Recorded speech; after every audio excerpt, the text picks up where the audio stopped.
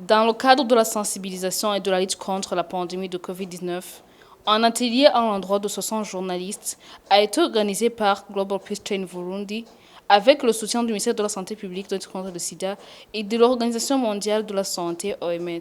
Selon Dr Léopold Ouedraogo, qui avait représenté le représentant de l'OMS au Burundi, a précisé le cadre dans lequel les journalistes doivent être outillés dans cette lutte contre la pandémie. Alors, cette formation que nous soutenons aujourd'hui, en accord avec l'ONG Global Peace Change et avec le ministère, partenariat avec le ministère de la Santé publique et de la lutte contre le sida, a pour vocation donc de renforcer les compétences des journalistes, des hommes et des femmes de médias sur les méthodes barrières, y compris l'hygiène des mains et toutes les méthodes barrières, entrant dans le cadre de la prévention donc, contre la Covid-19.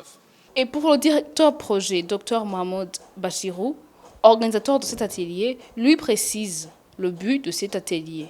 L'objectif général, c'était d'appuyer le ministère de la Santé publique et de lutte contre le sida et leurs parties prenantes pour communiquer et sensibiliser afin de stopper la prolifération de la Covid-19 dans la population burundaise. Les bénéficiaires de cet atelier se réjouissent de cette formation pour tous ces bagages acquis. Heureusement qu'on a appris ce qu'on était déjà au courant de tout ça, mais quand même ça a été une amélioration sur comment on peut éviter à ne pas propager beaucoup plus cette pandémie de Covid-19. On a appris comme journaliste dans cet atelier qui était centré sur la communication sur la Covid-19.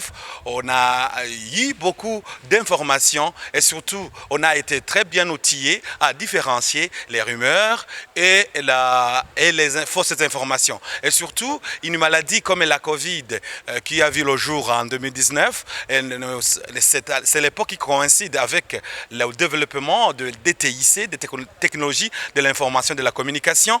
Les journalistes, il y a ceux qui opèrent dans le journalisme classique sur des télévisions et des radios classiques, mais aussi il y a d'autres médiums qui sont là, qui sont nouveaux, surtout les Twitter, le Facebook, aussi YouTube, tout ça, tous ces canaux de communication qui peuvent aider à relayer des informations.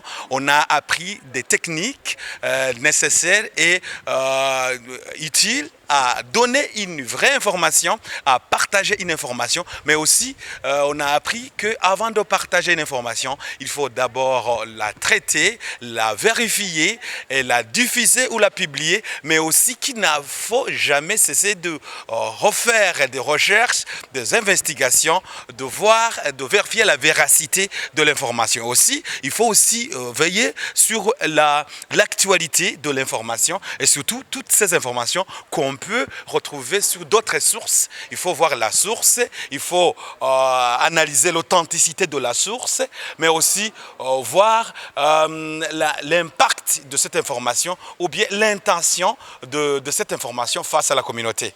Après cette formation, ces journalistes s'engagent à bien communiquer sans rumeur sur tout ce qui concerne cette pandémie. On pourra toujours relayer des informations qu'on pourra partager à nos lecteurs, à nos followers, à nos auditeurs, auditrices, à nos téléspectateurs, à nos abonnés sur des chaînes pour qu'ils puissent être au courant à chaque minute, à chaque instant de cette situation, de la situation sur cette pandémie de la Covid-19.